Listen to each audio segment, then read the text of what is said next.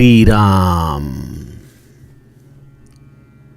आप सभी के हृदयस्थ ईश्वर को वंदन करते हुए गोस्वामी तुलसीदास रचित श्री रामचरितमानस इस ग्रंथ का जो प्रथम सोपान अर्थात बालकांड का जो हम चिंतन कर रहे हैं, सज्जनों, यह हमारा कथा निरूपण क्रमांक 100।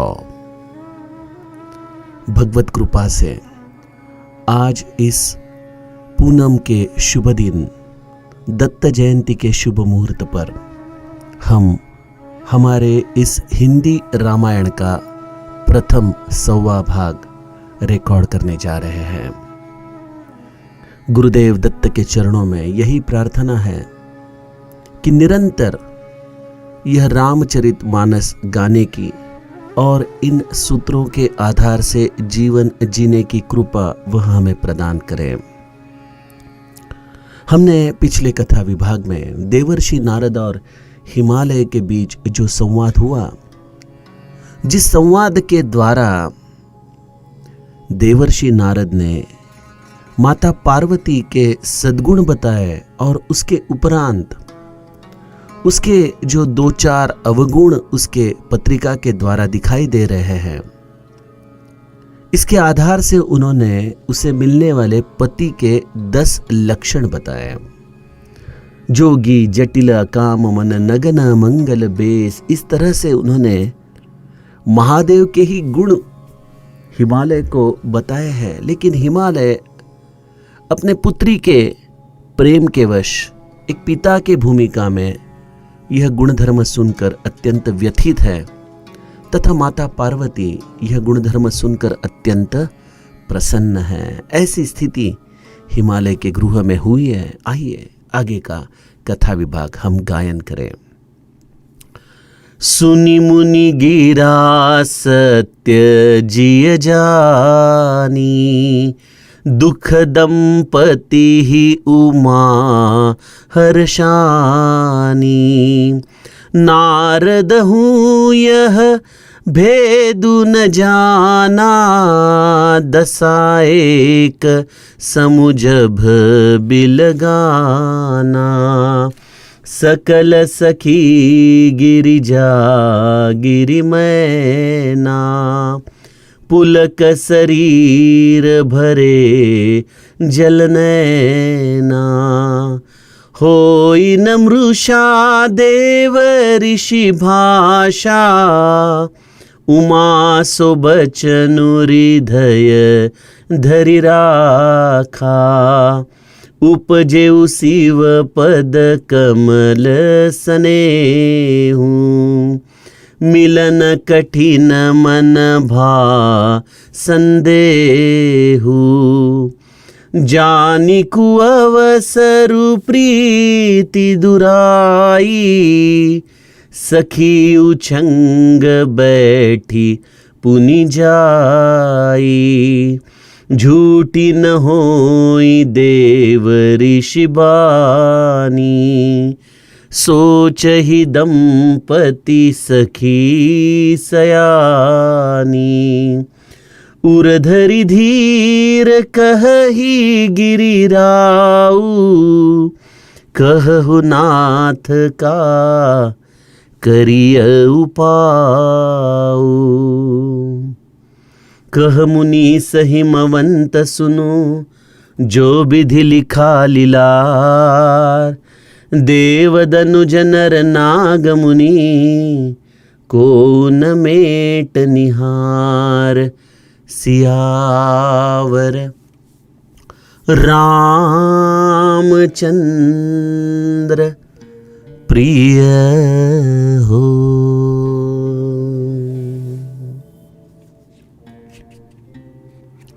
देवर्षि नारद ने महादेव के यह 10 लक्षण हिमालय को जो बताए हैं, जिन लक्षणों की हमने अत्यंत विस्तार से चर्चा की। अगुण अमान मातु पितु हीना, उदासीन सब संशय छीना। जोगी जटिल काम मन नगन अमंगल बेश। इस तरह से यह 10 महादेव के गुण जो एक जीव अवस्था से अगर हम चिंतन करें तो हमें यह दुर्गुण दिखाई देते हैं, लेकिन जहां समर्पण है, जहां पे प्रेम है, शायद माता पार्वती की सोच उस उम्र में इतनी नहीं थी कि उसका वह जो सूक्ष्म पारमार्थिक अर्थ है वह समझ सके, लेकिन उसके हृदय में एक समर्पण भाव था महादेव के प्रति। उसका यह जीवन ही केवल इस हेतु उसे प्राप्त हुआ था कि इस जीवन के द्वारा वह महादेव को प्राप्त कर सके। और कहते हैं ना कि महबूब की हर चीज महबूब होती है। उस तरह से जब देवर्षि नारद महादेव के यह 10 गुण बता रहे थे, हिमालय नहीं जानता था कि यह 10 गुण महादेव के हैं। वह तो केवल अपने पुत्री के होने वाले पति के रूप में ही इन 10 गुणों का चिंतन कर रहा था, जिसके कारण उसको व्यथित होना यह अत्यंत स्वाभाविक है। और जब जब अपने जीवन साथी की चर्चा माता पार्वती के सामने अगर कोई करे, उस छोटी सी कन्या के हृदय में भी केवल महादेव का ही स्मरण इस रूप में होता था। और इसलिए माता पार्वती अत्यंतिक समर्पित भाव से अपने आराध्य की, अपने प्रियतम महादेव की इन सद्गुणों का चिंतन कर रही है, जिसके कारण उसके हृदय में अत्यंतिक प्रसन्नता है। और उसके बिल्कुल विपरीत हिमालय और मैना के हृदय में अत्यंत ग्लानि है। इन हृदय की 2 अवस्थाओं से गोस्वामी जी कहते हैं कि जो बाह्यांगा से लक्षण दिखाई पड़ रहे थे वह बिल्कुल एक जैसे ही थे।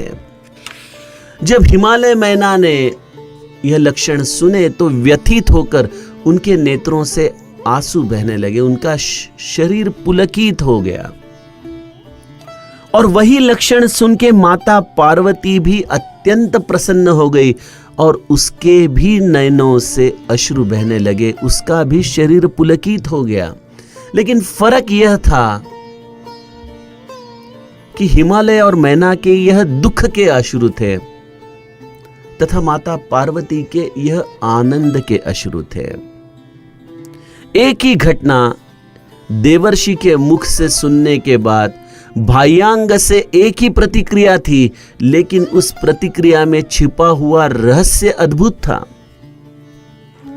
इस रहस्य को गोस्वामी जी कहते देवर्षि नारद भी ठीक से समझ नहीं पाए। नारद हूं यह भेद न जाना।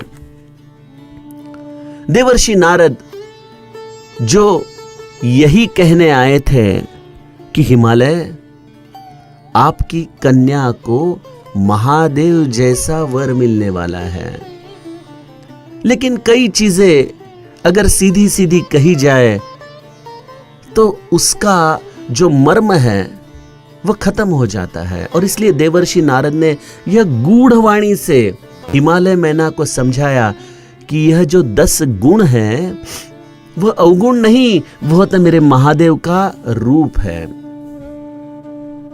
लेकिन अज्ञानवश हिमालय मैना इस अपने कन्या के प्रति ममत्व के कारण इन गुणों के द्वारा महादेव का चिंतन नहीं कर पाए। तथापि इन गुणों के आधार से पार्वती महादेव के चिंतन में खो गई है। इस बाह्यांग की दशा दोनों की एक जैसी है और इसलिए शायद देवर्षि नारद को भी ऐसा एहसास हुआ कि हिमालय मैना इन गुणों को सुनकर अत्यंत प्रसन्न है। शायद वह जान गए कि इस हिमालय के किसी बर्फीली चोटी में ध्यानस्थ बैठा हुआ महादेव ही मेरे पार्वती का पति है। लेकिन यह इनके मन का भ्रम कुछ क्षणों में ही खत्म हो गया। गोस्वामी जी कहते हैं दशा एक समु जब भी लगाना। भाई ये दशा तो एक जैसी है लेकिन अंदर की समझ अलग अलग है। देखिए परमार्थ यह किसी के नकल करने से हमें प्राप्त नहीं होता। हम अगर जैसे अंग्रेजी में हम कॉपी पेस्ट कहते हैं उस तरह से अगर अपने क्रियाओं को किसी आदर्श व्यक्ति के द्वारा अपने जीवन में उसी तरह से उतारने की कोशिश करें तो शायद हम कृति उसके जैसी कर सकते हैं, लेकिन क्या हम उसके जैसा हृदय में सद्भाव ला सकते हैं? नहीं। शब्द हमें शायद उधार मिले लेकिन भावना हमें कभी उधार नहीं मिलती। भावना अपने हृदय में ही हमें समझनी पड़ती है, जाननी पड़ती है। भरत जी जब अयोध्या से चित्रकूट की तरफ निकले तो भरत जी राम प्रेम में ऐसे निमग्न थे कि उन्हें ना किसी रथ की जरूरत थी, ना किसी वाहन की जरूरत थी। वह तो बस पैदल चल रहे थे और अपना राजा पैदल चल रहा है। इस कारण अयोध्यावासी और अयोध्या के सैनिक भी पैदल चल रहे हैं। तो दोनों की कृति देखी जाए तो एक जैसी ही है, दोनों भी चित्रकूट की तरफ पैदल ही चल रहे हैं। लेकिन क्या भरत के अंतरंग की स्थिति उसके साथ पैदल चलने वाले लोगों के साथ सम्यक थी? क्या भरत के हृदय के स्थिति का अंदाज वहां पे और कोई लगा सकता था? नहीं। तो कहने का मतलब यह है सज्जनों कि अगर मैं किसी मंदिर में जाऊं और कोई व्यक्ति अत्यंत भावपूर्ण वंदन ईश्वर को कर रहा है तो शायद मेरे मन में भी उसके जैसा वंदन करने की भावना आए, ठीक है, लेकिन मेरे हृदय का वह भाव उतना निर्मल, उतना उत्कट हो, इसकी हम किस तरह से निश्चितता दे सकते हैं? तो इसलिए हिमालय मैना भी पुलकित है, उनके नेत्र भी सजल है। पार्वती माता भी पुलकित है, उनके नेत्र भी सजल है। लेकिन दोनों के हृदय में जो कल्पना देवर्षि नारद के वचनों के आधार से हुई है वह बिल्कुल विपरीत है। गोस्वामी जी कहते हैं सकल सखी गिरिजा गिरि मैना पुलक शरीर भरे जल नैना होई न मृषा देव ऋषि भाषा उमा सो बचनु हृदय धरी राखा। माता पार्वती अत्यंत आश्वस्त हो गई है। देखिए इसके पिछले जन्म में जब वह माता सती के रूप में थी और वहां पे उनके पति, उनके गुरु प्रत्यक्ष महादेव उन्हें समझा रहे थे कि हे सती, आप राम के रूप पर शंका मत कीजिए। ये वही ब्रह्म है जिसका मैं निरंतर ध्यान करता हूं। ये वही राम है जिसका मैं दिन रात नाम सुमिरन करते रहता हूं। लेकिन माता सती ने अपने पति के वचनों को माना नहीं। उसने महादेव के वचनों पर भी संशय लिया। लेकिन जब इस सती को अपना देह योगाग्नि के द्वारा महादेव से अलग करना पड़ा तो उसने जो महादेव का सुमिरन किया था, जो इस चंद्रमौली को उसने अपने अंतिम सांसों पर धारण किया था, उसके कारण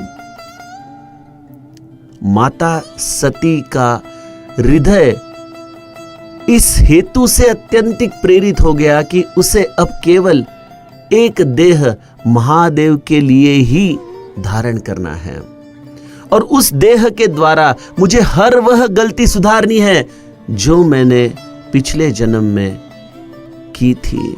मैं अपने महादेव से इस कारण बिछड़ गई थी, वह हर गलती को मैं सुधारना चाहती हूं और उसमें से सबसे पहली गलती उसके द्वारा हुई थी और वह था कि महानुभव कथावाचक अगस्ती के द्वारा की गई हुई कथा का श्रवण न करना, अपने पति, अपने गुरु महादेव के वचनों पर विश्वास न करना।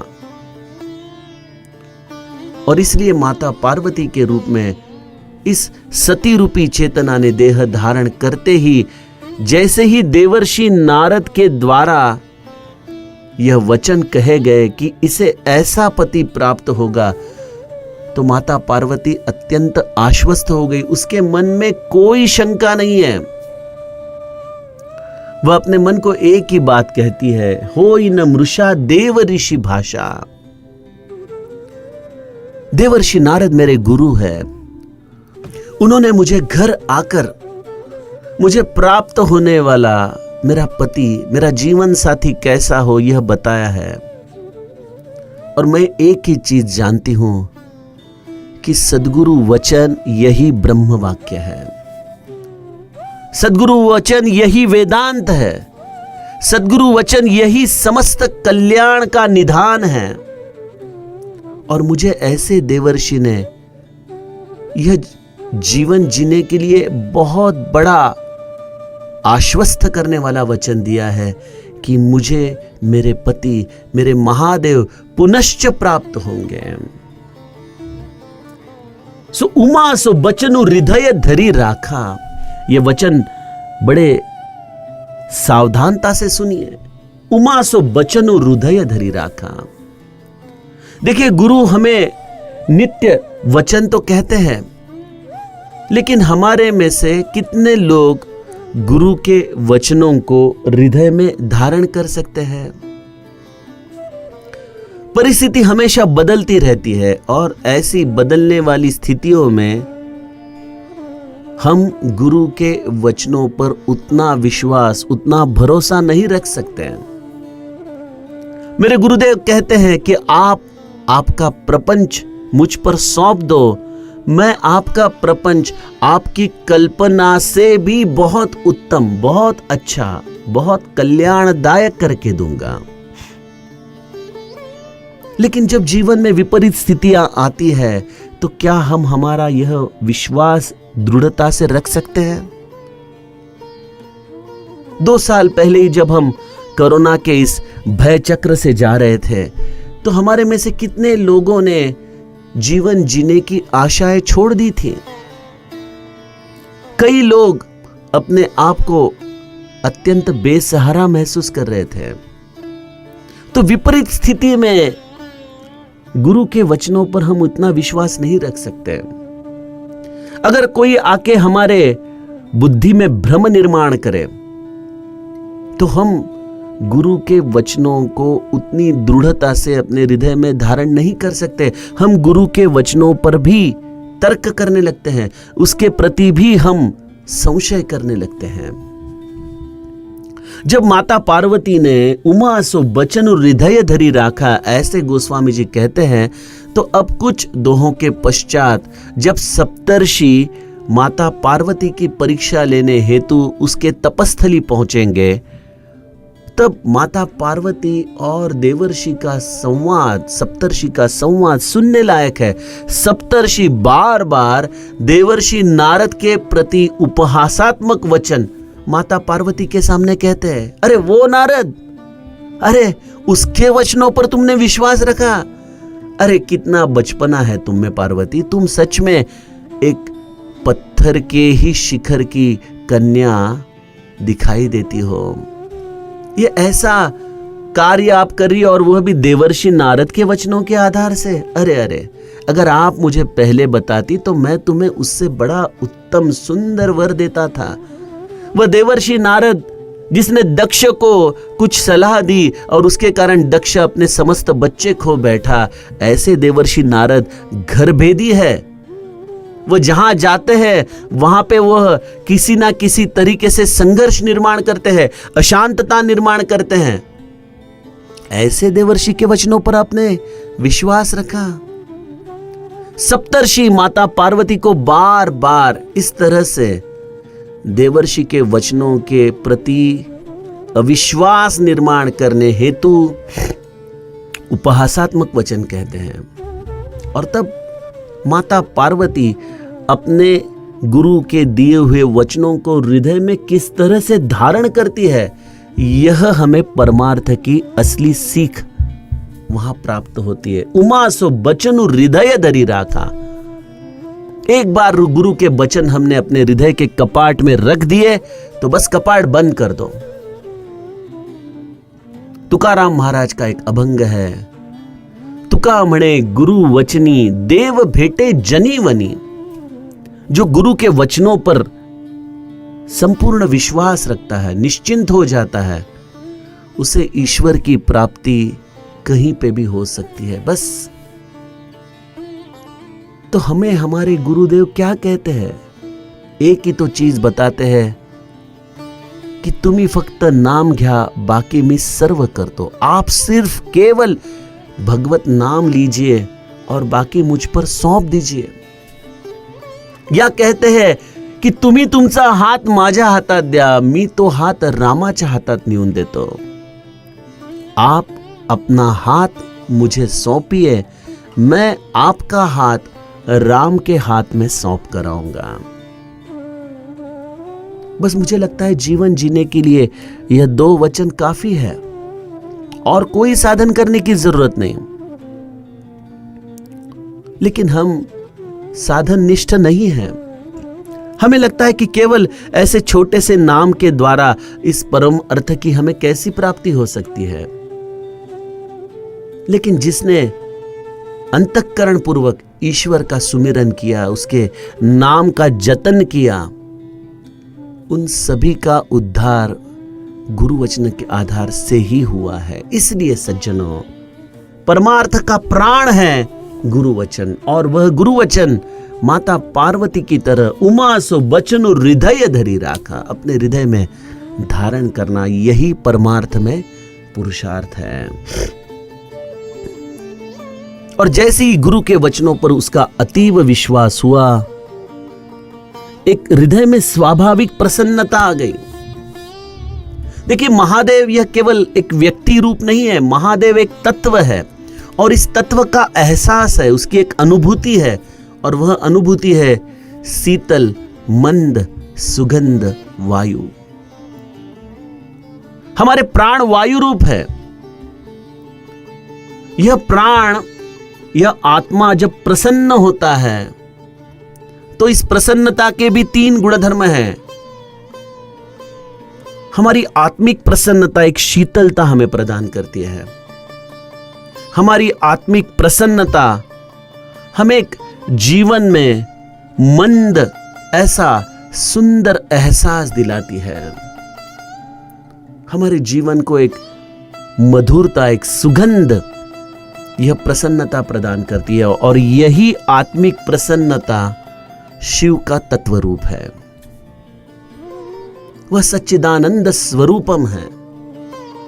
जब आप अकारण ईश्वर स्मृति में प्रसन्न हो जाते हो और आपके हृदय की यह ऐसी शीतल मंद सुगंध रूप की प्राणावस्था हो जाती है, समझ लेना इस महादेव रूपी तत्व के आप बिल्कुल अगल बगल पहुंच चुके हो।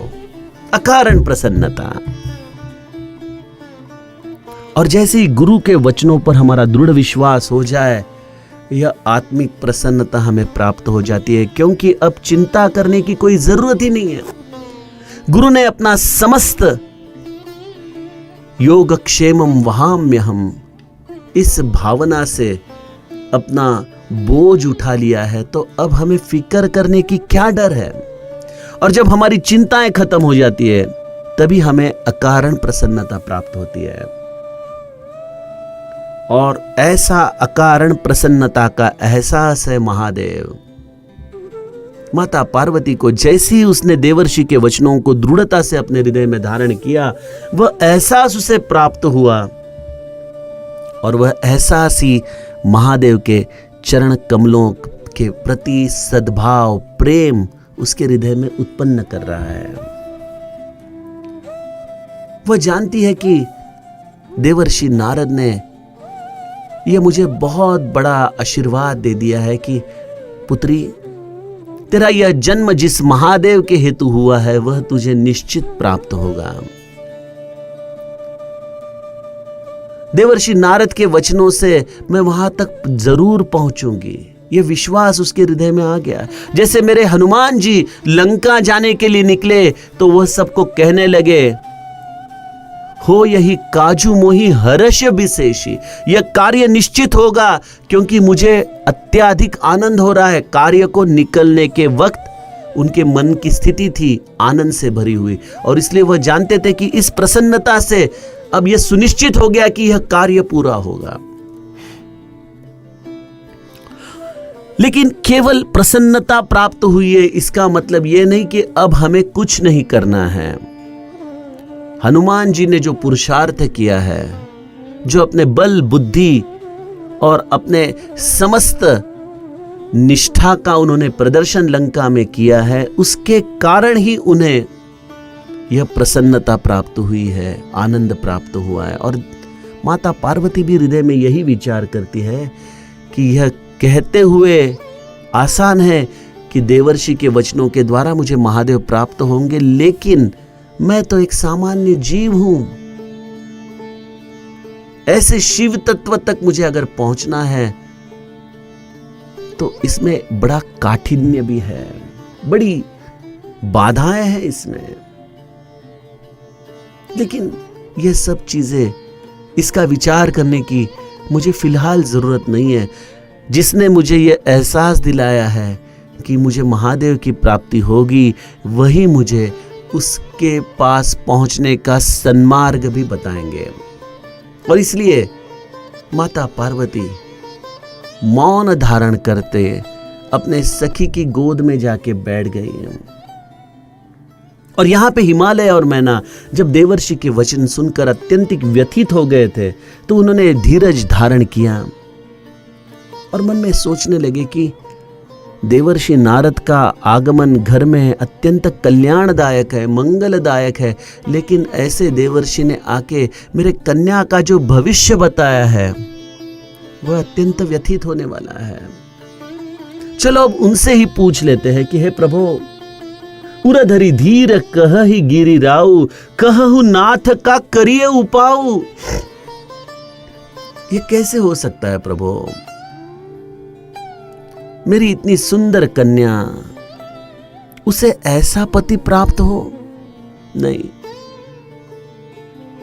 अगर आपने मुझे जो उसके गुण बताए हैं, अगर ऐसा ही पति मेरे कन्या के लिए लिखा हुआ है, तो आप ही मुझे वह उसके जीवन से वर्जित हो इसका उपाय भी तो बता सकते हो।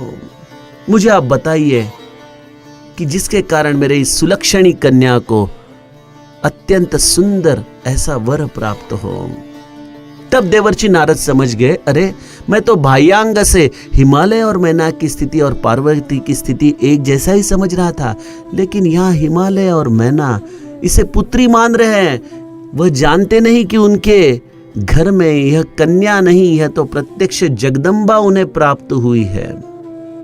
लेकिन मैं यह सब चीजें कहने के लिए यह समय उचित नहीं है। इन्हें इस चीज का अभी एहसास नहीं है कि वह किसके माता पिता है। तो देवर्षि नारद ने अंतरंग में हिमालय मैना की स्थिति और माता पार्वती, इन दोनों तत्वों की स्थिति अपने हृदय में जानी और अत्यंत सावधानता से उन्होंने कहा कि कह मुनीस हिमवंत सुनु, जो विधि लिखा लीलार, देव दनुज नर नाग मुनि को न मेट निहार। हे नारद जी, हे हिमालय, सुनो,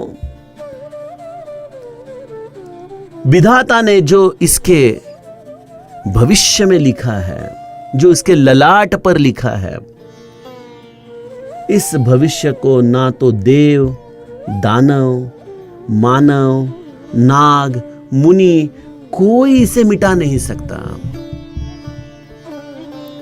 यह उसके भविष्य में होनी जो लिखी है वह होकर ही रहेगी। उसे ऐसा ही पति प्राप्त होगा, इसमें कोई मन में शंका लाने की जरूरत नहीं है। यही इसका भविष्य है। देवर्षि ने बहुत बड़ा सूत्र हमें जीवन जीने के लिए बता दिया कि जो हमारे जीवन में होने वाली घटनाएं हैं वह तो होकर ही रहने वाली है। उसे बदलने की कोशिश में सामान्य जीव न जाने कौन से देवताओं को, मुनियों को, अलग अलग किस्म के नाग, अन्य देवताओं को प्रार्थना करता है और अंत में निराश होकर आने वाले प्राप्त स्थिति के साथ संघर्ष करते करते दुख में जीवन व्यतीत करता है। तो यही सूत्र हमें और विस्तार से आगे के कथा विभाग में समझना है। तो उसका चिंतन हम कल के कथा प्रवाह में करेंगे। जानकी जीवन स्मरण। जय जय राम।